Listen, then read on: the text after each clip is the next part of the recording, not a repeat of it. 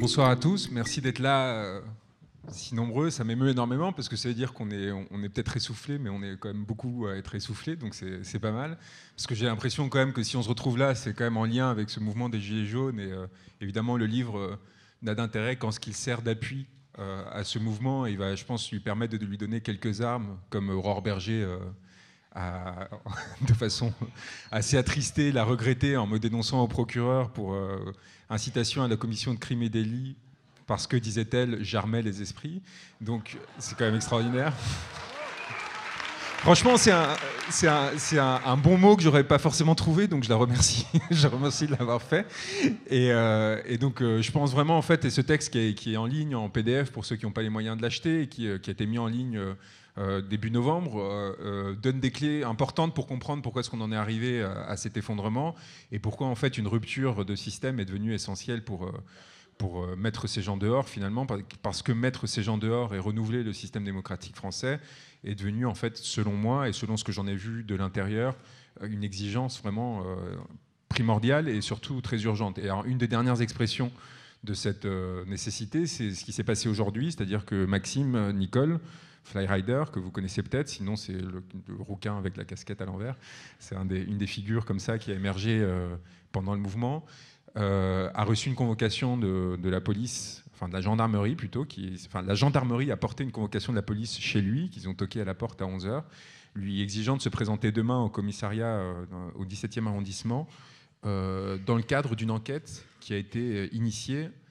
sur la foi d'un signalement du Premier ministre. Donc on a cette chose extraordinaire où Édouard Philippe dénonce un opposant politique et demande à la justice de le poursuivre. La justice obéit.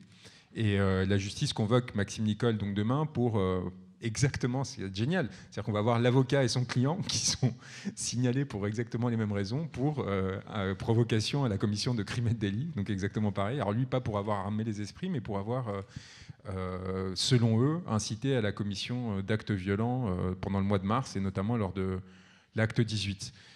Pour qui a vu les lives de Maxime Nicole, c'est pas exactement ce qu'il a dit, voire pas du tout ce qu'il a dit. C'est quelqu'un qui a toujours défendu la voie pacifique. Mais ce qui est intéressant, c'est que ça s'inscrit dans une persécution, en fait, je pense que le terme est fort, mais je pense qu'il est justifié, du mouvement des Gilets jaunes, qui les dépasse tellement qu'en fait, on les voit improviser semaine après semaine. Donc ils ont commencé avec la répression policière. Après, ils ont commencé par l'indifférence. Puis après, ils ont mis en place la répression policière.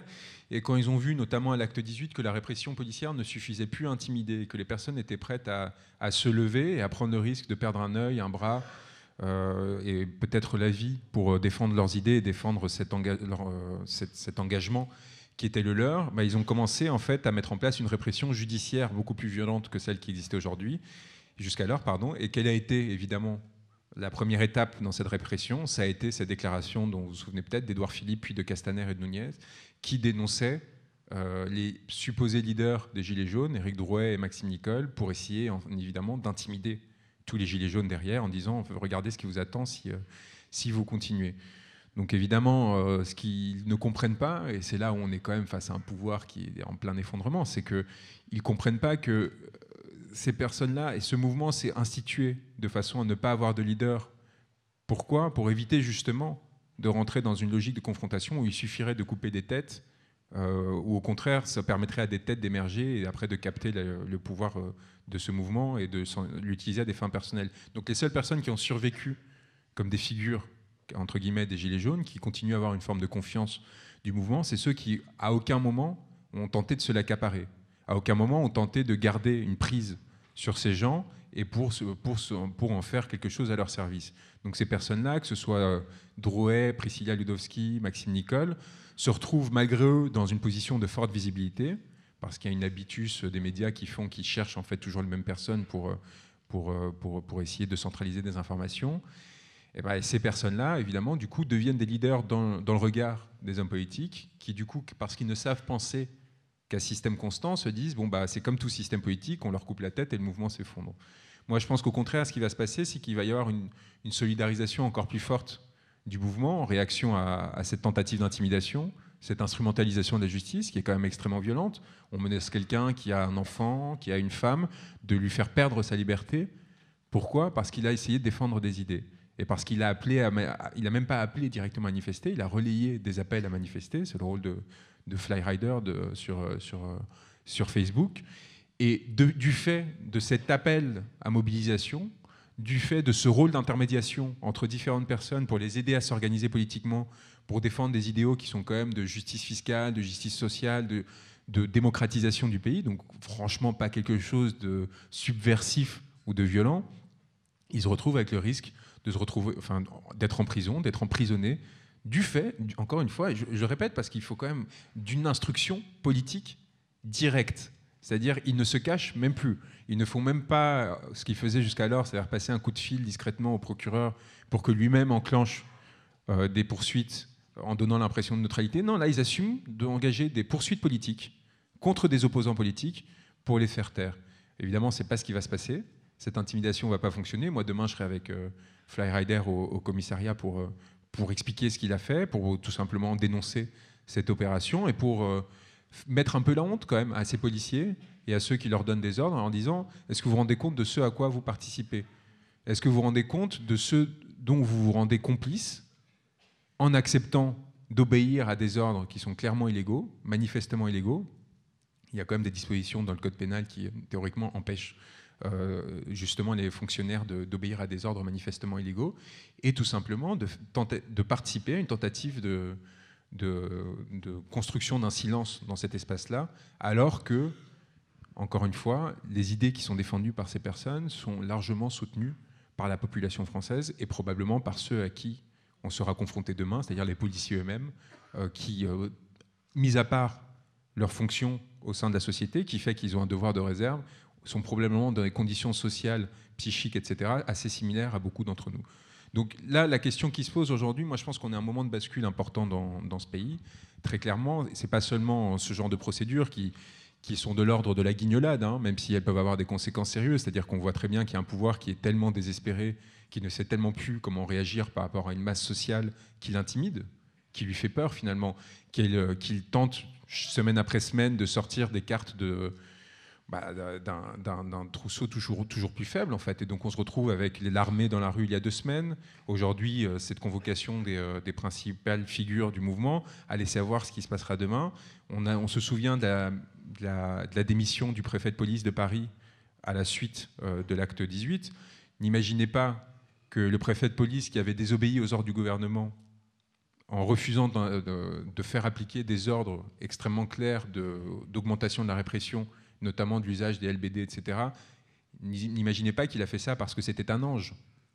Si cette personne a fait ça, c'est alors qu'il avait, les mois précédents, appliqué sans difficulté les ordres du gouvernement, fait éborgner des personnes, fait perdre des mains, des pieds, et mis en garde à vue, et éventuellement fait condamner des personnes par centaines, c'est bien parce qu'il sentait bien que ces ordres risquaient de ne pas être appliqués.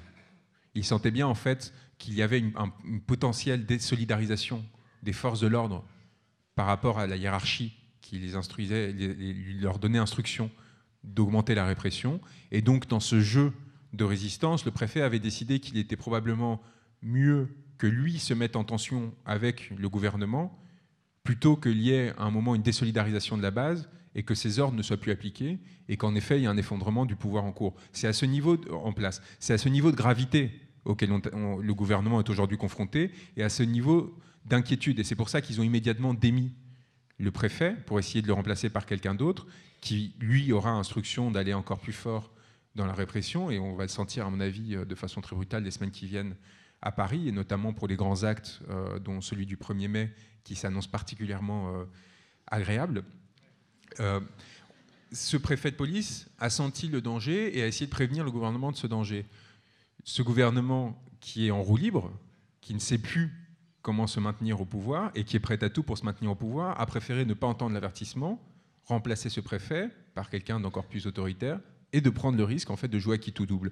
Alors ils l'ont pas fait de façon complètement incompétente. Ils ont bien compris que s'ils faisaient que ça, il y avait un risque d'effondrement. Donc qu'est-ce qu'ils ont rajouté à ça ? Ils ont rajouté la présence de l'armée. Et c'est à ce moment-là aussi qu'ils ont annoncé que l'armée se substituerait aux forces de police dans les principaux lieux de pouvoir, pour protéger les principaux lieux de pouvoir, de façon à soulager les forces de police, de façon à les inciter à ne pas se désolidariser, c'est-à-dire renforcer leur présence. Et alors là, il y a eu cette chose extraordinaire, comment ont réagi les Gilets jaunes ? Et c'est là la force d'un mouvement, en fait, parce qu'il ne repose pas sur des têtes, justement, mais sur une intelligence collective qui sent, du coup, de façon beaucoup plus intelligente ce qui se passe au sein du pays que nos quelques dirigeants qui se croient, qui sont infatués de leur diplôme et de leur capacité à penser le monde. Eh bien, les Gilets jaunes ont senti que, du coup, il ne fallait pas jouer la confrontation à cet acte-là. Et du coup, ils ont contourné. Et du coup, on a organisé les 2 derniers week-ends à Paris, ont été des week-ends très familiaux, avec à nouveau le retour justement de personnes qui pouvaient être vulnérables, des personnes âgées, des retraités, des enfants, qu'on n'avait pas vus depuis quelques actes à Paris. Et donc évidemment, ils se sont retrouvés avec leur armée mobilisée devant l'Assemblée nationale et l'Élysée face à rien, en fait. Et donc ce contournement, c'est comme des courbes, en fait, comme vous voyez, un peu asymptotiques, comme ça va revenir à un moment. À nouveau, la pression va remonter, et à nouveau, ils seront obligés de répondre à cette pression d'une façon ou d'une autre. Et je pense qu'à terme, c'est notre grande chance, en fait. Je pense que notre intelligence collective est beaucoup plus importante que la leur. Et je pense qu'à terme, on peut les faire tomber. Et alors là, on en revient au sujet du livre. Pourquoi est-ce qu'on est beaucoup plus intelligent qu'eux ? Et c'est pour ça que je suis un peu gêné par cette présentation en forme de CV, parce que finalement, en fait, ce que j'essaie d'expliquer dans mon livre, c'est que les accumulations de diplômes, etc., en fait, moi, je l'ai fait, par exemple, à titre personnel, en comprenant comment fonctionnait le système et en comprenant qu'il fallait que j'accumule du capital symbolique pour pouvoir m'opposer à ces personnes-là sans qu'ils puissent me regarder de haut et sans qu'ils puissent utiliser leur titre et leur diplôme pour dire que ma parole n'avait pas de valeur. Et j'attribuais pas de valeur en soi au fait de faire telle ou telle étude, Sciences Po et Normal Sup plutôt que la fac, etc. Par contre, je savais à quel point c'était essentiel, et notamment de partir aux États-Unis, à Yale, qui est la concurrente d'Harvard et autres, pour pouvoir les regarder en face et savoir qu'ils auraient en face une violence symbolique équivalente à la leur, qui ferait qu'ils ne pourraient pas m'écraser simplement avant même que j'ai pu ouvrir la parole. Et les Gilets jaunes, en fait, je pense qu'il y a eu quelque chose de cet ordre-là qui était de dire on en a marre qu'on nous dise qu'on ne peut pas parler parce que l'on n'aurait pas fait telle ou telle étude, parce que l'on n'appartiendrait pas à telle ou telle catégorie sociale. Et il n'y a aucune raison, en fait, que notre voix ne soit pas entendue dans une démocratie véritable du fait de ces critères de distinction dont j'essaie de montrer, en fait, dans l'ouvrage à quel point ils sont artificiels et à quel point les personnes aujourd'hui qui nous dirigent ont été préprogrammées quasiment dès l'enfance, quasiment dès la maternelle, pour avoir accès à ce capital symbolique et pour pouvoir être en position de domination sans avoir eu, à un quelconque moment, à montrer une forme de capacité particulière qu'ils auraient plus que nous. Quelques chiffres que je répète à chaque conférence, mais qui sont très importants. On commence par l'Assemblée nationale, mais ça, je pense que vous en êtes rendu compte simplement en regardant parfois. Peut-être que vous avez eu cette perversion de regarder un débat à l'Assemblée nationale depuis qu'En Marche à la majorité. C'est assez difficile. Hein. C'est vraiment dur parce que il y a un moment où on se dit quand même on n'a pas été capable de trouver 300-400 personnes dans le pays qui a un minimum d'éloquence et de capacité oratoire et même d'intelligence collective. On a l'impression vraiment parfois de regarder des exposés de primaire, quoi. Mais vraiment des élèves de CM2 qui n'arrivent pas à élaborer même pas un début de pensée ou même juste à lire les notes que leurs assistants parlementaires ont. C'est catastrophique. Je vous conseille vraiment l'expérience. C'est pénible, donc pas trop longtemps, mais quand même pour vous lancer. Donc, en fait, à l'Assemblée nationale, on s'est retrouvé dans une situation tellement caricaturale qu'on a aujourd'hui, alors que les ouvriers et les employés représentent 50% de la population française, on a respectivement 0% d'ouvriers et 5% d'employés. Donc on est dans une situation où, en gros, la moitié de la population française est, comme par hasard, la plus fragile, la plus exposée à toute forme de violence symbolique, etc., n'est pas représentée. Or, l'Assemblée nationale ne sert qu'à une chose. Elle ne sert pas à élire les gens les plus compétents, elle ne sert pas à élire des technocrates. Pour ça, on a l'administration d'État, on a les grands corps de l'État qui sont censés préparer des notes, qui sont censés préparer les représentants du peuple à prendre des décisions. Donc on a des gens qu'on choisit selon leurs compétences par des concours pour préparer à la décision et qui aident nos représentants à prendre les meilleures décisions. Et après, on est censé élire des personnes qui nous représentent au sens fort du terme, qui nous ressemblent, qui ressemblent à la population française et qui du coup vont la représenter dans sa diversité et en défendre ses intérêts dans toute sa diversité. Et bien aujourd'hui, 50% de la population française n'est pas représentée. En fait, on est face à une assemblée qui est une démocratie, qui est l'incarnation d'une démocratie bourgeoise dans laquelle une classe sociale décide au nom de toutes les autres. Cette classe sociale, il se trouve par ailleurs qu'elle s'appuie sur des moyens, et là j'en viens à ces grands corps de l'État qui sont censés faire contrepoids et donner des moyens d'action importants. C'est les gens qui aujourd'hui réussissent dans les concours de la République, ces mêmes concours qui légitiment ces nouveaux aristocrates, les gens comme Édouard Philippe, comme Emmanuel Macron, etc., qui sans jamais s'être confrontés au suffrage populaire jusqu'à un moment tardif de leur vie, ont eu accès aux plus hautes fonctions de l'État, et parce qu'ils ont fait des concours et des grandes écoles, se voient attribuer des circonscriptions qui sont faciles d'accès, qui sont gagnées d'avance, se voient attribuer des hautes fonctions aux politiques, etc., sans à aucun moment avoir un rapport avec le peuple. Ces grandes écoles, aujourd'hui, il y a en moyenne 1% de fils d'ouvriers et d'employés, que ce soit l'École normale supérieure, l'École nationale d'administration ou Polytechnique, disons, pour prendre les 3 plus grandes écoles.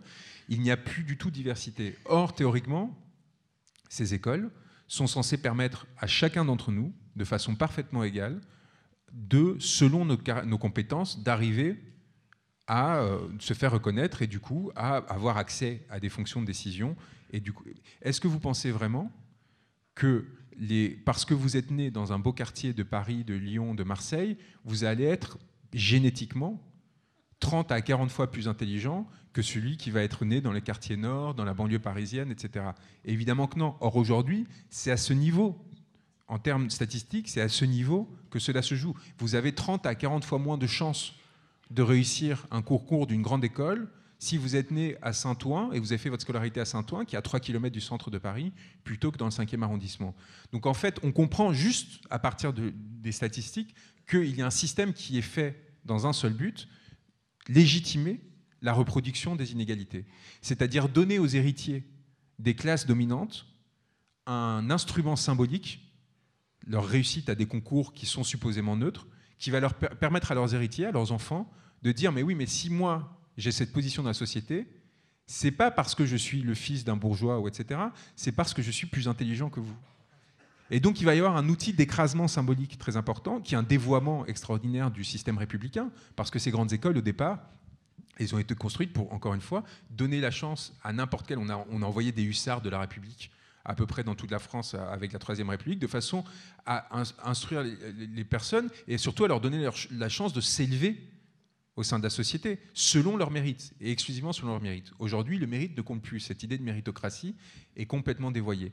Et donc, à partir de là, vous avez la technocratie d'État, donc ces grands corps qui sont censés être divers, qui est tout aussi peu diverse que nos représentants. Vous rajoutez à ça, évidemment, les journalistes. Donc vous imaginez bien qu'ils ne sont pas eux-mêmes des anciens ouvriers ou employés, et pour beaucoup d'entre eux, ni fils d'ouvriers ni d'employés, parce que vous l'entendez, en fait, à la façon dont ils parlent des gilets jaunes, des questions sociales, etc.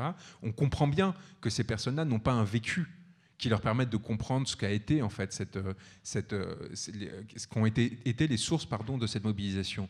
Je parle principalement des journalistes les plus visibles, des éditorialistes qui gagnent plusieurs dizaines de milliers d'euros parfois. On se souvient de Natacha Polony, qui pourtant défend des idées estimables, qui, pour faire une revue de presse de 5 minutes tous les matins sur Europe 1, gagnait 21 000 euros par mois. Je veux dire, on est à ce niveau de revenus et de déconnexion. Donc vous comprenez assez facilement pourquoi des personnes comme Apathy et compagnie répètent à l'envi un discours d'ordre, par crainte, évidemment, de se faire expulser du système avec la révolution qui naîtrait des Gilets jaunes.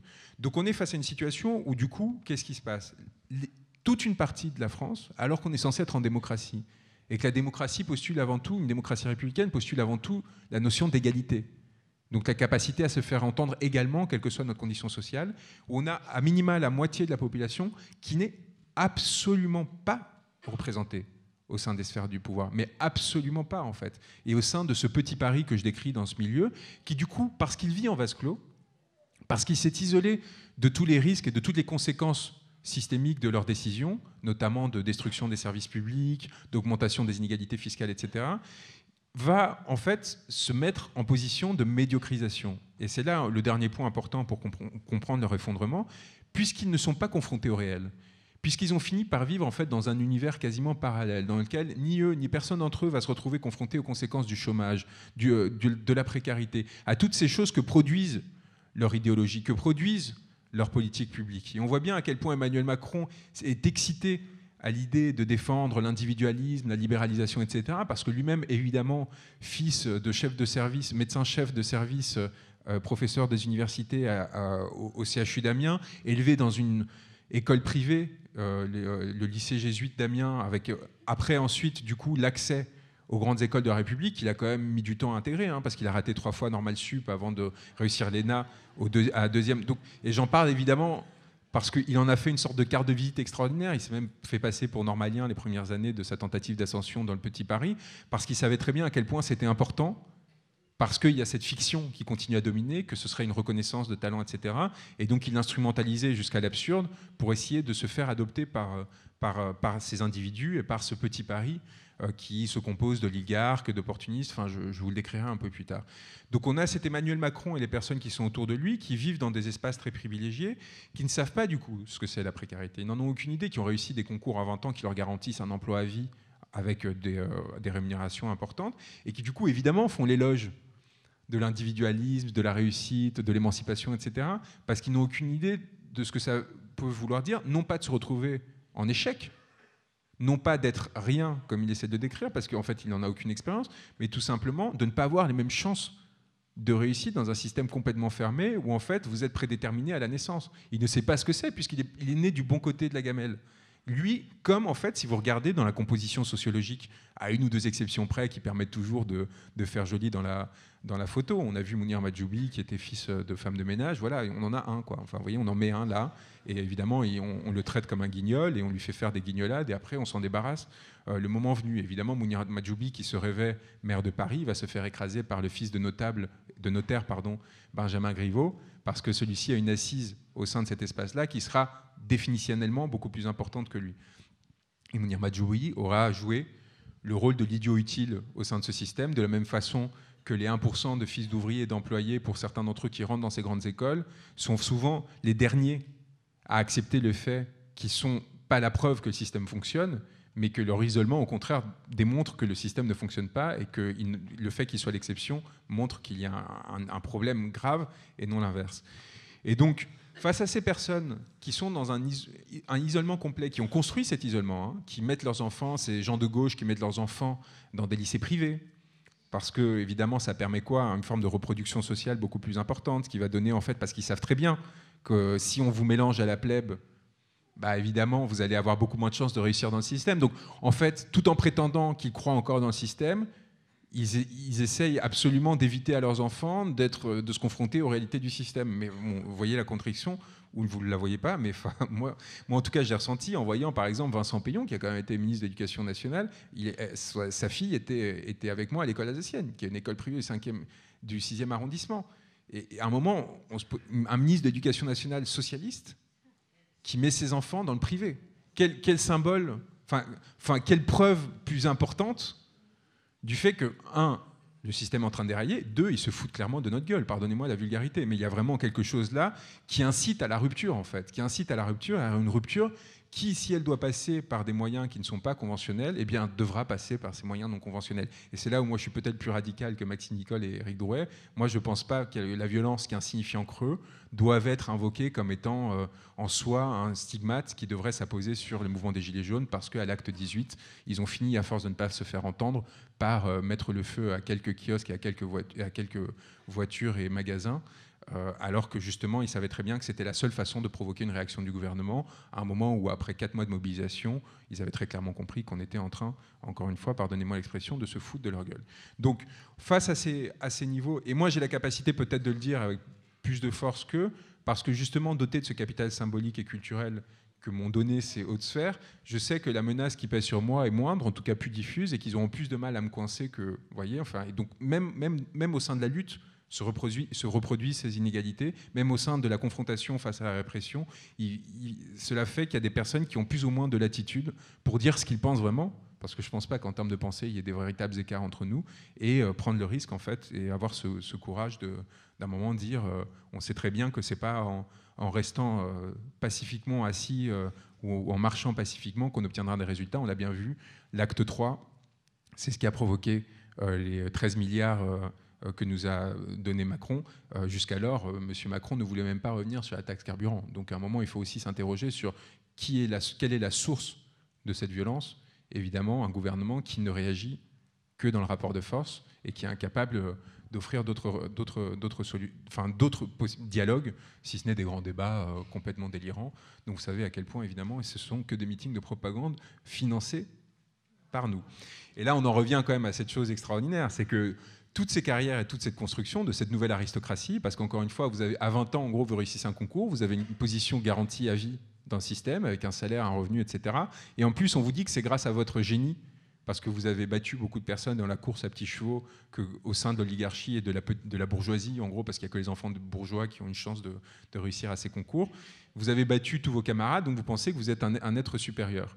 Et donc, non seulement vous vous rendez plus compte qu'en fait, vous avez un privilège extraordinaire d'avoir vu vos études financées par la collectivité, d'avoir maintenant une école qui va vous donner encore plus de chances de réussir par rapport à d'autres, qui va vous donner accès à des responsabilités particulières, des grands corps qui sont censés vous permettre de prendre des décisions pour l'ensemble des Français. Donc, ces personnes ne se rendent plus compte qu'ils doivent quelque chose à la société. Au contraire, ils sont convaincus qu'on leur doit quelque chose. Ils sont convaincus, en fait, que parce qu'ils sont particulièrement intelligents, parce que le système les a sanctifiés, quelque part, et on en revient à quelque chose, en fait, qui ressemble vraiment à une forme de monarchie, enfin, d'aristocratie de droit divin. Vous voyez, où, en gros, à 20 ans, on vous donne cette charge, on vous sanctifie, et à partir de là, vous savez que toute votre vie, vous pourrez continuer sans aucune conséquence, en toute impunité, à faire grosso modo ce que vous voulez pour alimenter votre carrière et vos petits besoins personnels, parce que vous avez fait d'immenses sacrifices entre vos 18 et 20 ans, ou entre 20 et 22 ans, pour préparer des concours si difficiles qui vous ont tant retiré que, bon, voilà. Donc on se retrouve, et ça crée des faits, là ça semble un peu abstrait, mais ça crée des conséquences très précises. Ça crée Anne Lauvergeon, qui réussit brillamment l'école polytechnique à 20 ans, qui ensuite réussit l'entrée dans le corps, à la sortie polytechnique est bien classée, donc elle rentre dans le corps des mines, qui est le plus grand corps de l'État avec l'inspection générale des finances, qui est censé former les grands industriels de notre pays.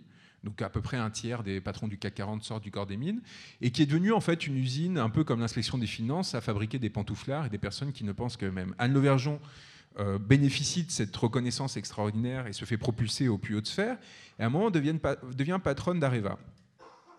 Et en tant que patronne d'Areva, elle va tout simplement couler Areva. Mais alors elle va vraiment littéralement couler Areva, détruire Areva, au point de forcer à Aujourd'hui, Areva n'existe plus, ils l'ont renommé. Ils ont dû recapitaliser EDF pour absorber la partie d'Areva qui avait été coulée pour essayer de le sauver, ce qui fait qu'aujourd'hui, on paye l'électricité plus cher à cause de cette personne, et seulement de cette personne, parce que cette personne... elle s'est trompée, malheureusement, dans sa stratégie industrielle. Elle a commencé à faire n'importe quoi. Elle a commencé à investir à contre-cycle sur des mines d'uranium qui, on s'en rendrait compte plus tard, n'existaient pas, n'était incapable. Elle a dépensé 1,8 milliard d'euros pour acheter 3 mines d'uranium qui n'avaient aucune valeur. Moi, j'ai dû aller enquêter au fin fond du Centrafrique, en pleine guerre civile. Je peux vous dire que c'était pas rigolo, pour aller chercher la mine et pour me retrouver face à un tas d'herbes vertes avec des taux de radioactivité assez faibles, et à interroger les personnes et à comprendre en fait que Areva s'était foutu de la gueule du monde. Pardonnez-moi encore une fois, mais bon, je pense que ça va être le thème récurrent de la soirée. Et que en fait, Areva savait très bien, depuis les années 50, que cette mine était inexploitable, qu'il y avait, parce que le CEA, le Centre de l'énergie atomique, était allé faire des forages dès les années 50 et a continué à les faire pendant 30 ans, et elle s'était rendu compte que c'était pas, qu'en gros, il y avait un problème de terrain. Et Areva, en 2006, décide de racheter une petite entreprise, Uramine, qui dit avoir fait des explorations dans cette mine, qu'Areva connaît mieux que cette petite entreprise, puisque ça fait 50 ans qu'elle a dans ses archives des informations ainsi, et elle paye 400 millions d'euros cette mine. Et là, vous dites, mais bizarre quand même. Et elle va répéter ça sur 3 opérations jusqu'à dépenser 1,8 milliard d'euros pour acheter cette entreprise, cette mini-major, comme on les appelle, qui avait une quinzaine d'employés. 1,8 milliard d'euros. Bon, et pour des titres en fait d'exploration, même pas d'exploitation, qui avaient été offerts. Alors, pataquès, en plus, même les titres d'exploration n'étaient pas bon. Donc du coup, on est obligé d'envoyer un émissaire. L'Élysée est obligé d'envoyer un émissaire au Centrafrique pour négocier avec le potentat local qu'on avait placé sur place Bozizé pour essayer de lui filer un petit pot de vin de 15 millions d'euros pour qu'il accepte de réécrire les permis d'exploration. C'est pas grand-chose face aux 1,8 milliard d'euros. Qu'est-ce qu'on envoie pour faire ça? Patrick Balkany, qu'on dote d'un passeport diplomatique, c'est quand même extraordinaire pour se faire. Donc ça, c'était l'époque Sarkozy. Et donc, ce qui est hallucinant, c'est que c'est vrai, tout ça, c'est documenté. On pourrait en faire une comédie, un stand-up, mais bon, voilà. Donc on a Balkany qui arrive à négocier ça. Areva prétend qu'elle va commencer à mettre en exploration le truc, et en fait, on se rend compte qu'Areva, dès le début, ne voulait pas faire ça. Pourquoi? Parce qu'Areva n'avait racheté cette entreprise que pour créer un fonds secret qui lui permettrait de corrompre des hommes politiques à l'étranger afin de se faire attribuer des contrats des marchés nucléaires. Donc Lauvergeon, dans sa grande intelligence et sa grande expérience des systèmes politiques, elle s'est dit que ce qui se passait en France était reproduisible à l'étranger, parce qu'évidemment c'est ce qui s'est passé en France avec les financements illégaux des campagnes électorales pendant des décennies. Et Lauvergeon avait été Sherpa de François Mitterrand, donc elle devait en connaître un paquet à ce sujet. Elle s'est dit, bon, on va exporter notre modèle à l'étranger. Et donc elle décide de faire ça en Afrique du Sud notamment, où ils vont verser jusqu'à 400 millions d'euros, ce qui est incroyable quand même, jusqu'à 400 millions d'euros au clan politique en place, en l'échange d'une promesse de négociation, enfin de mise en place d'un contrat avec la mise en place de 70 centrales nucléaires, un truc complètement délirant, hein. Enfin, on n'a même pas autant de centrales nucléaires en France. Sauf qu'il y a un truc qui se passe qui n'était pas en fait, dans la pensée de l'élite française, n'est pas intégrable en fait, de ce petit monde qui contrôle complètement le système politique français, économique. C'est qu'il y avait des élections en Afrique du Sud et que les types qui ont reçu 400 millions d'euros ont perdu les élections. Et on s'est retrouvé du coup avec une opération qui était censée disparaître des comptes très rapidement. En gros, on perd 1,8 milliard, mais derrière, on en récupère quelques dizaines de milliards, donc personne ne va se rendre compte de rien. On se trouve avec un trou dans la caisse de 1,8 milliard. Et du coup, en plus, derrière, il faut faire des dépréciations. Et on se retrouve avec en tout un coût de 4 milliards d'euros de l'opération. Vous imaginez bien que dans ces centaines de millions d'euros, il n'y a pas tout qui est resté à l'étranger. Il y a une partie qui est revenue. Moi, j'ai des opérations... Enfin, il y a quand même... enfin, j'ai eu accès à des comptes bancaires, des traces de virement de Areva, où il y a des fonds spéciaux à Areva encore. Donc il y a une partie, il y a les comptes bancaires qui s'appellent fonds spéciaux de Areva. Vous imaginez bien que ce qui servait dans les années 80 et 90 à financer via ELF l'élite politique de notre pays continue aujourd'hui à faire des choses similaires. Mais bon, on n'a pas trouvé trace des rétrocommissions. Mais bon, on a quand même cette femme qui a ruiné toute une partie quand même essentielle de l'industrie de notre pays. Qu'est-ce qu'on fait dans un système normal ? Je sais pas, on la fout en tôle, non ? Enfin, je sais pas, au moins on ouvre une enquête. Alors on a ouvert une enquête, 10 ans plus tard, 12 ans après l'ouverture de cette enquête, qu'est-ce qui s'est passé ? Est-ce qu'il y a une seule personne en prison ? Est-ce qu'il y a une seule personne en détention préventive ?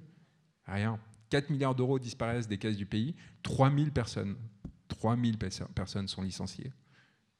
Pas une conséquence. Pourquoi ? Parce que Anne Lauvergeon, parce qu'elle appartient au corps des mines, a un tirage en termes d'erreurs et d'impunité qui est quasi infini. Parce que qu'est-ce qui s'est passé avec Anne Lauvergeon, qui a fini par partir, mais qui a quand même fait campagne pour se faire prolonger au sein de la direction de Areva, mais pourquoi pas, tant qu'à faire, a été nommée entre-temps au conseil d'administration d'Engie. Vous voyez, donc elle tire aujourd'hui un revenu de jetons de présence du fait de sa présence. Pourquoi ? Parce que il faut tirer dans le vivier du corps des mines, et donc il n'y a pas beaucoup de monde, donc on choisit cette personne-là. Alors pourquoi est-ce que cette affaire nous intéresse aussi ? Parce qu'il se trouve que, en 2006 commence le scandale, mais les gens s'en rendent pas compte, mais à partir de 2007, on commence à se dire quand même, ça sent un peu le roussi, là c'est affaire avec Balkany au Centrafrique, qu'est-ce qui se passe ? Il faudrait peut-être mieux commencer à enquêter. Les journalistes commencent à s'intéresser à cette affaire.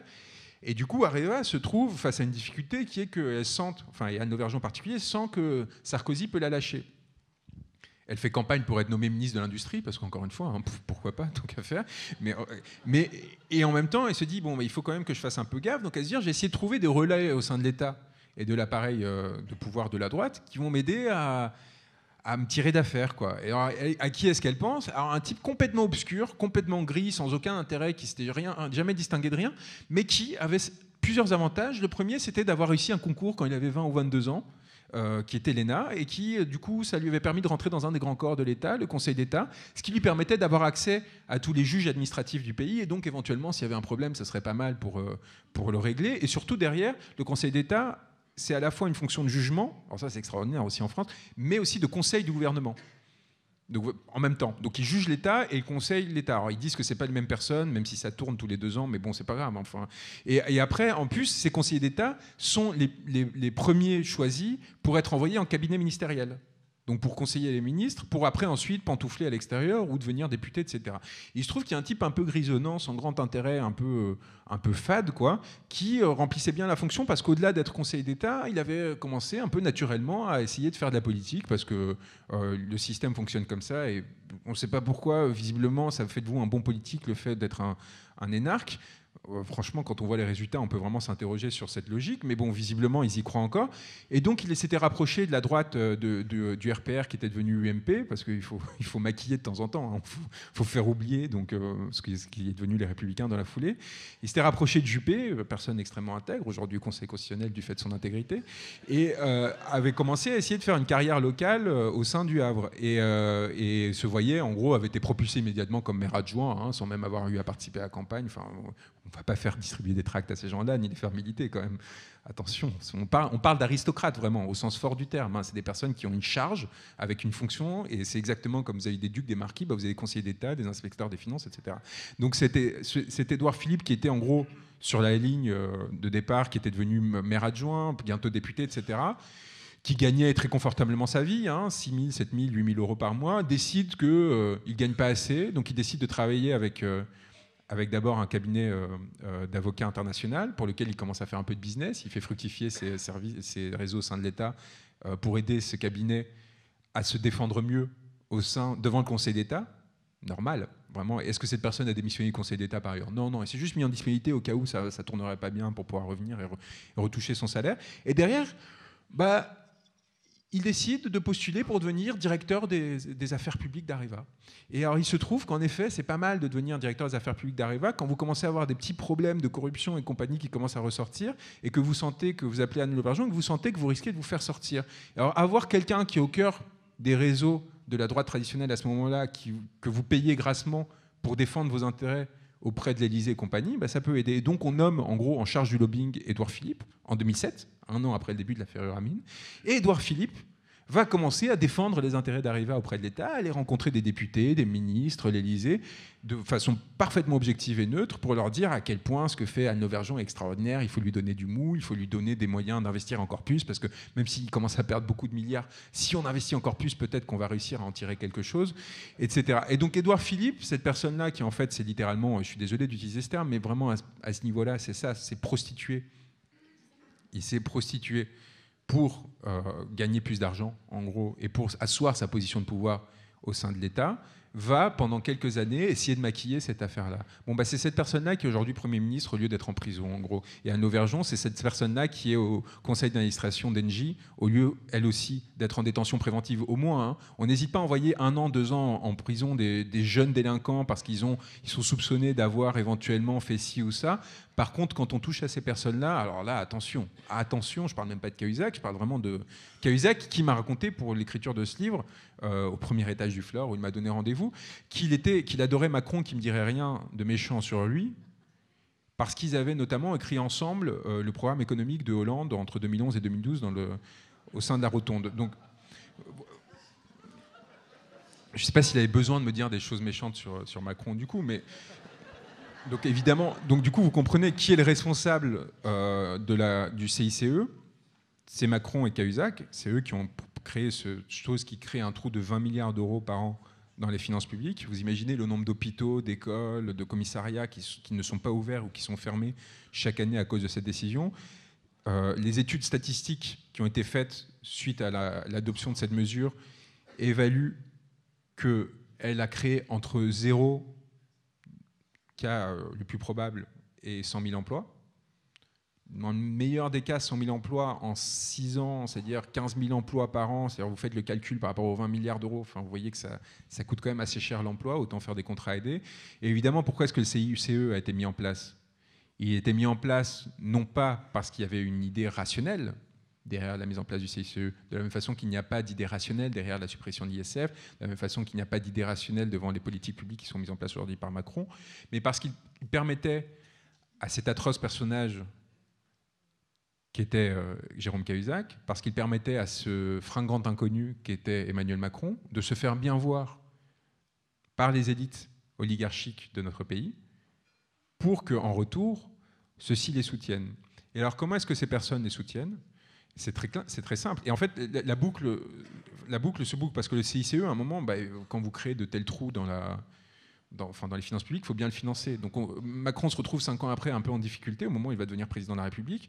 Et donc il y a dans les Macron Leaks, c'est une anecdote que j'ai déjà racontée, mais vous regardez dans les Macron Leaks les échanges, donc qui sont les emails vérifié des échanges les échanges entre les principaux conseillers de Macron, un échange entre Laurent Martel, qui est encore aujourd'hui le conseiller fiscal de Macron, et Alexis Collère, qui est le secrétaire général de l'Élysée, des personnes d'une grande intégrité. Alexis Collère va bientôt, à mon avis, connaître les joies de la justice pour l'affaire MSC et les chantiers de Saint-Nazaire. Mais enfin bon, de là à ce qu'il aille en prison, on sait que ça va prendre un certain temps. C'est pas comme Maxime Nicole qui reçoit sa convocation pour aller le lendemain au commissariat à 500 bornes de chez lui, et s'il n'y va pas, on vient le chercher de force. Alors là, on prend nos précautions pour ces gens-là. Eh bien, ces deux personnes échangent sur le problème qu'a créé le CICE. Enfin, il faut bien boucher le trou quelque part. Et se disent, bon, taxe carburant. Taxe carburant, et Laurent Martel écrit noir sur blanc, on va leur raconter des histoires. On va dire que c'est pour financer la transition écologique. Et donc, on se retrouve avec cette situation complètement délirante où, à force de creuser des trous pour défendre leur carrière, ces personnes-là finissent par opérer des transferts de ressources massifs entre l'ensemble de la population, parce que tout le monde était concerné par la taxe carburant, même ceux qui n'ont pas de voiture, parce que quand vous achetez quelque chose de supermarché, évidemment, il a fallu transporter vos aliments ou vos biens jusqu'au supermarché, vers quelques milliers de personnes qui sont les actionnaires des grands groupes qui sont largement les plus bénéficiaires de ce CICE, au transfert de ressources de plusieurs millions de personnes vers quelques milliers de personnes déjà super favorisées. Est-ce qu'il y a un argument économique? On l'a bien vu, non. Aucune création d'emploi malgré les promesses qui ont été faites. Pourquoi est-ce qu'on fait ça? Évidemment, tout simplement parce que ça va être à notre bénéfice personnel. Et c'est quoi leur bénéfice personnel? C'est pas qu'ils soient eux-mêmes actionnaires de ces grands groupes, etc. Non, c'est encore mieux. C'est que les actionnaires de ces grands groupes, dont Bernard Arnault par exemple, Carrefour, c'est le principal bénéficiaire du CICE. Et Bernard Arnault, c'est le troisième actionnaire de Carrefour, ont compris que pour défendre leurs intérêts, ils avaient intérêt à bien se faire voir des politiques. Et pour bien se faire voir des politiques, la meilleure façon de faire, acheter des médias. Et donc depuis 20 ans, ces quelques oligarques, ces 9 oligarques qui détiennent 90% de la presse écrite, ont commencé à investir massivement dans les médias, de façon, en fait, à s'offrir un moyen qui permettrait, en rendant visible ou moins visible tel homme politique, en dénigrant ou en favorisant tel homme politique, de s'attirer ses faveurs et du coup de l'inciter à prendre des décisions qui iraient en faveur de leurs intérêts et non du bien commun. Et donc ce que je décris dans l'ouvrage, et on ne va peut-être pas revenir dessus, c'est comment Macron en fait s'est appuyé sur la triade Bernard Arnault, Arnaud Lagardère et Xavier Niel pour organiser en fait sa propulsion au sein de l'État, après avoir été coopté par une première phase de l'élite à partir de sa réussite au concours de l'ENA. C'est quand même quelqu'un qui réussit l'inspection des finances, le concours de l'ENA, qui après sort à l'inspection des finances, qui est censé être le corps qui contrôle l'utilisation de nos ressources, de notre argent, de l'argent de l'État. Et qu'est-ce qu'il fait au lieu de contrôler l'utilisation de nos ressources? Il profite des 4 ans qu'il passe là et des bénéfices que ça lui permet d'obtenir, notamment le fait de devenir rapporteur de la commission Attali, où il va écrire quelques semaines avant la crise de 2008 qu'on est face à un cycle de croissance infini et que les soubresauts du capitalisme sont derrière nous. Extraordinaire, visionnaire, cet être vraiment brillantissime. Ce qui lui permet de rencontrer le petit Paris, la commission Attali, l'ensemble des PDG des grands groupes, etc. Fort de ce carnet d'adresses, au lieu de l'utiliser pour inciter les personnes à respecter les règles que l'État émet, à les inciter à investir pour le bien commun, etc. Non, il décide de se barrer dans le privé, chez Rothschild, et de monnayer son carnet d'adresses, et du coup de monter des opérations de fusion-acquisition qui débouchent sur des suppressions d'emplois. Donc ce Mozart de la finance n'est en fait qu'un opportuniste. Je vais prendre des mots un peu plus vulgaires. Ce n'est pas les miens, c'est ceux d'Alain Minc, qui est un des grands protecteurs d'Emmanuel Macron, qui a dit que Emmanuel Macron a fait ce que n'importe quel banquier d'affaires fait en France, ou à l'étranger d'ailleurs, la pute. Tout simplement, c'est les mots d'Alain Minc, c'est pas les miens, d'accord? Donc, il fait ça chez Rothschild, ça lui permet de récupérer 2 millions d'euros. Alors pour quelqu'un de gauche, ça ne lui gêne pas de gagner 2 millions d'euros en 2-3 ans, alors que des personnes devraient mettre plusieurs vies avant d'atteindre un niveau de revenu similaire. Il ne se pose pas la question de savoir si ça a vraiment du sens derrière de l'investir dans le Touquet plutôt que... Enfin bon, vous voyez. Et du coup, cette personne très progressiste et très engagée pour le bien commun décide qu'il est temps de revenir au sein de l'État pour continuer à faire fructifier sa fortune. Il embarque avec lui un certain nombre de clients. Et alors Lagardère, qui était son client chez Rothschild, va le revoir une fois qu'il a lisé en lui disant « Écoute, j'ai quelques difficultés avec mon patrimoine, qu'il a hérité de Jean-Luc Lagardère, à qui l'État avait confié son patrimoine. » C'est-à-dire que Jean-Luc Lagardère se voit confier un certain nombre d'entreprises en difficulté, exactement comme Bernard Arnault l'a fait avec Boussac, enfin a eu droit avec Boussac, ce qui lui a permis de construire l'empire LVMH en trahissant l'ensemble des promesses qu'il avait faites à l'État et au gouvernement Fabius de l'époque, qui évidemment avait fait ça pour des raisons intéressées, pour se construire un allié au sein du Petit Paris.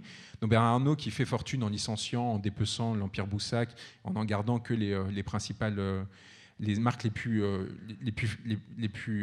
rentables, et en bénéficiant d'énormes subventions pour ce faire, en se débarrassant des autres marques, en montant des opérations financières complètement illégales, où en fait il fait reprendre ces marques-là par des faux repreneurs qui sont en fait des amis, qui coulent immédiatement la boîte pour faire envoyer un massacre pendant 20 ans, ce qui va lui permettre d'arriver à sa situation aujourd'hui, c'est-à-dire d'avoir 80 milliards d'euros de capital. Une personne a 80 milliards d'euros aujourd'hui de capital en France. Encore une fois, je vous parlais des 20 milliards d'euros. Imaginez ce qu'on pourrait faire avec 80 milliards d'euros. Bah, ils sont en une personne et ils sont pas loin de chez nous. Donc si vous avez des idées d'action à mener, c'est dans le 7e arrondissement de Paris. Je ne vous donnerai pas l'adresse ici, mais voilà. Elle se trouve. Donc ces personnes-là construisent leur fortune grâce à l'État, qui leur confie des missions qui sont censées en fait amener à une amélioration du bien commun. Évidemment, ces personnes-là l'oublient. Mais disons que Bernard Arnault, c'est vraiment le comble du cynisme. Mais Jean-Luc Lagardère, quand même, avait posé les bases de ce qui est devenu Airbus, avec justement d'autres, en fusionnant Matra et l'aérospatiale, avec quand même, disons, potentiellement un certain talent de capitaine d'industrie qui pourrait justifier quelque part que... Sauf que pas de chance, il n'a qu'un enfant, et cet enfant, c'est Arnaud Lagardère. Et Arnaud Lagardère, lui, a le QI d'une huître pour rester vraiment gentil. Et ça, je dis à chaque conférence, mais allez sur YouTube, vraiment, je vous en supplie, regardez cette vidéo avec Jade, donc sa femme, Arnaud Lagardère, Jade, vous tapez ça sur YouTube, vous allez passer un moment magnifique. Cette personne est bête, et elle est reconnue comme bête par l'ensemble des élites elles-mêmes, qui se disent, merde, on a un peu planté là, parce qu'on se retrouve face à quelqu'un qui, du coup, est en train de détruire l'empire industriel de son père. Et quand on parle de détruire un empire industriel, on parle quand même de détruire potentiellement Airbus, quoi. Donc c'est pas rigolo, quoi. Enfin, c'est-à-dire que c'est quelque chose qui peut derrière avoir des conséquences très très graves pour nous. Cette personne-là va voir l'Élysée en 2012 en disant bon bah là c'est un peu galère quand même, le truc est en train de couler, j'ai besoin d'un peu d'argent, est-ce que vous pouvez m'aider à vendre mes actions dans EADS, donc le prédécesseur d'Airbus, enfin l'ancêtre d'Airbus. Et il va voir qui? Il va voir son ancien banquier, vu qu'il est à l'Élysée maintenant. Il va voir Emmanuel Macron. Emmanuel Macron l'aide à monter une opération qui va permettre à Arnaud Lagardère, grâce à l'appui de l'État, de récupérer 100 millions d'euros de dividendes et du coup de pouvoir continuer à payer son yacht, son hôtel particulier, etc. Cette personne-là va devenir une des clés de la propulsion d'Emmanuel Macron dans l'espace public à partir de 2014, c'est-à-dire au moment où Emmanuel Macron se dit bon maintenant c'est quoi la prochaine étape, allez yallah, pourquoi pas devenons président de la République. Mais bon, Emmanuel Macron, personne ne le connaît. Alors tout le monde le trouve très gentil, très brillant, enfin très naïf surtout, et très instrumentalisable au sein du Petit Paris, mais de là à devenir président, il y a quand même un petit saut, et il va s'appuyer donc sur Niel et Arnaud, mais aussi sur Lagardère, qui va à un moment lui offrir quoi? L'appui de son groupe de presse. Et dans le groupe de presse de Lagardère, il y a quoi? Il y a notamment Europe 1, le JDD et Paris Match. Et donc, va se monter une opération extraordinaire où Xavier Niel, qui s'est marié à la fille de Bernard Arnault parce qu'elle est très belle et très intelligente, et parce qu'elle a 4 milliards d'euros dans son compte en banque, décide de présenter à Brigitte Macron, qui est un peu inquiète sur la rumeur concernant l'homosexualité de son mari, des photos qui circuleraient de lui tenant la main d'un autre homme sur le boulevard du Montparnasse. Elle ne sait pas quoi faire, elle ne sait pas si c'est vrai, si c'est faux, puis après on commence à ironiser sur son âge, etc. Vraiment, mais là je le dis en fait pas pour ironiser sur elle, vraiment c'est quelqu'un qui humainement est un peu en difficulté, et elle cherche en fait des personnes qui vont l'appuyer. Et Xavier lui dit mais t'inquiète pas, j'ai la personne pour toi, j'ai rencontré. Alors il lui dit pas comme il l'a rencontré parce que ça aurait pas été peut-être la meilleure façon de la présenter, parce qu'ils se sont rencontrés parce qu'ils ont fait de la prison en même temps. C'est Mimi Marchand qui est en fait la reine des paparazzis à Paris, qui est quelqu'un en fait qui est un des instruments clés du marché de l'information qui s'est construit à Paris. En gros, tout se dit. Et ce livre est vraiment radical parce que je pense que c'est la première fois qu'il y a quelqu'un qui, en ayant eu accès à toutes ces informations, décide juste de faire sauter la banque et de dire non, je ne me mets pas au service de tel ou tel pour justement utiliser ça contre tel ennemi et puis construire une sorte de position sociale. Mais dire, bon, les garçons, là, je pense que vous êtes allés un peu trop loin, maintenant ça suffit, on arrête les jeux de cours d'école et on permet au peuple quand même de se resouverainiser un peu et de prendre conscience d'à quel point il se fait manipuler.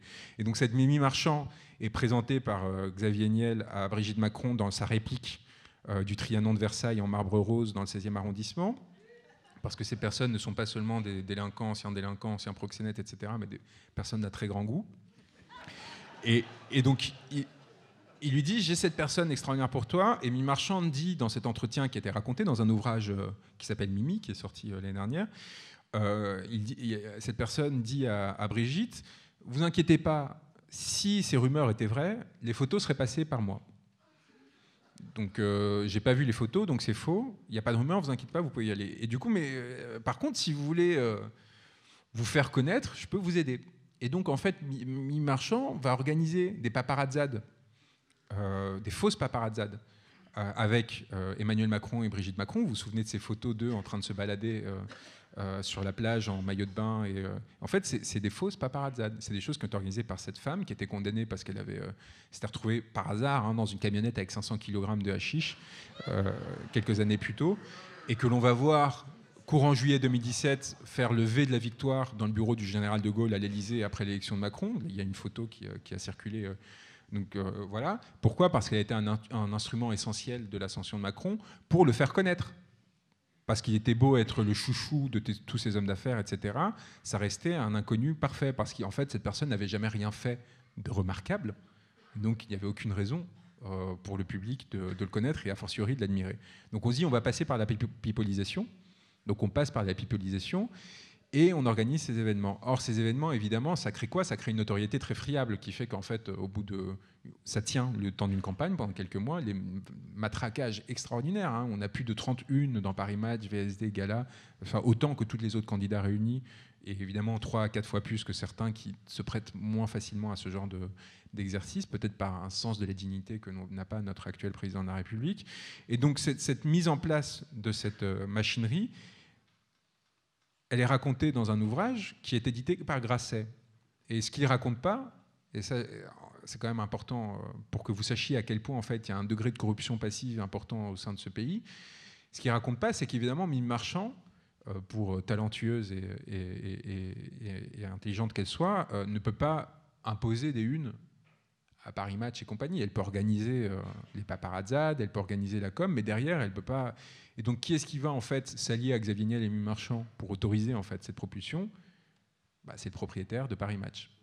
C'est Arnaud Lagardère. Et pourquoi est-ce que Grasset, cet ouvrage publié chez Grasset, raconte la partie Mimi Marchand, mais pas la partie Lagardère, qui est quand même peut-être la plus importante. On parle quand même du coup de centaines de millions d'euros qui disparaissent des caisses de l'État au profit d'une seule personne. Tout simplement parce que Grasset appartient à Hachette. Et à qui appartient Hachette ? À Lagardère. Et donc on vous fait croire avec cet ouvrage d'investigation qu'on vous a dit la vérité, alors qu'en fait on est juste en train de créer quelque chose pour vous distraire, un personnage horrible qui a fait du trafic de stupes, nanana. De la même façon, ça vous dit quelque chose ou pas ? C'est quoi l'autre grande affaire à feuilleton qui dure depuis des mois, qui vous permet de vous concentrer sur l'essentiel ? L'affaire Benalla. Qu'est-ce que ça coûte au système en fait de sacrifier quelqu'un comme Benalla ? Quelle est la centralité de Benalla au sein de ce système ? Inexistante.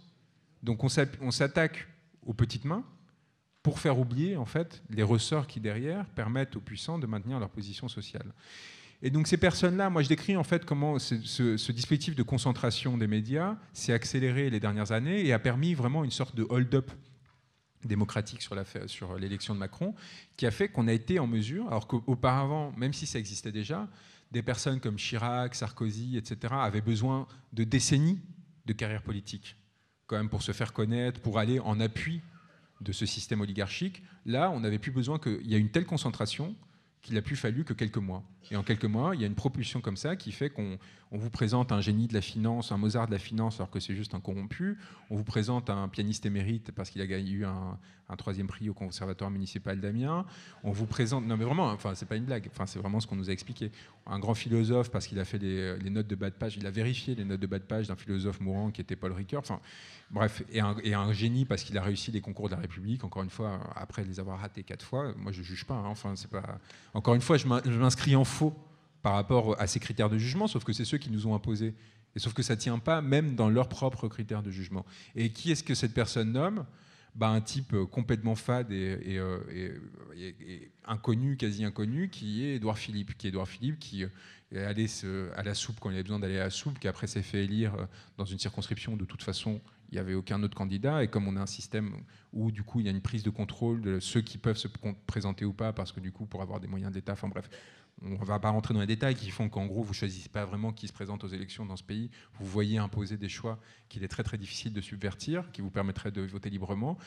Eh bien, cet Édouard Philippe qui devient de nulle part Premier ministre. Je pense que vous avez tous été un peu surpris. Ce n'était pas une des grandes figures politiques du pays jusqu'alors. Et c'est là où moi je décris aussi comment est-ce que Édouard Philippe est nommé à ce poste-là. Et en fait, c'est parce qu'il a participé à des réseaux de corruption assez similaires à ceux de Macron dans la première phase de son ascension, notamment, par exemple, qui passaient par Sciences Po. Donc, c'est des réseaux auxquels moi, on a essayé de m'absorber quand j'avais 18-19 ans. Richard Descoings, le directeur de Sciences Po de l'époque, m'avait recruté à 18 ans pour travailler avec lui dans son cabinet, etc.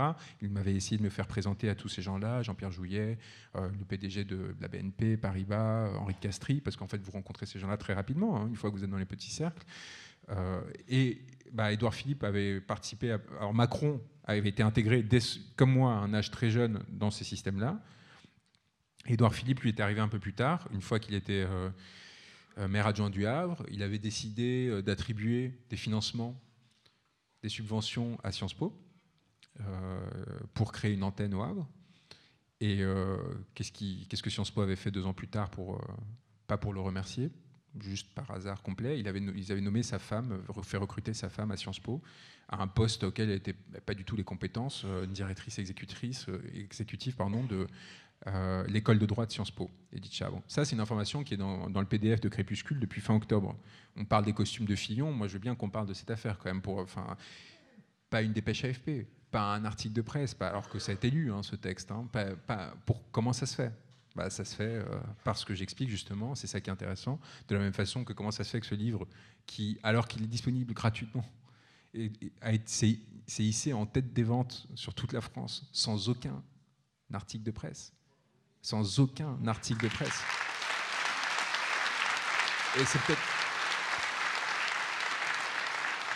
Et c'est peut-être en fait la lueur d'espoir, en fait. C'est qu'on est en train de commencer à être en mesure de contourner ces appareils de pouvoir complètement vérolés. Ce livre n'aurait jamais dû exister.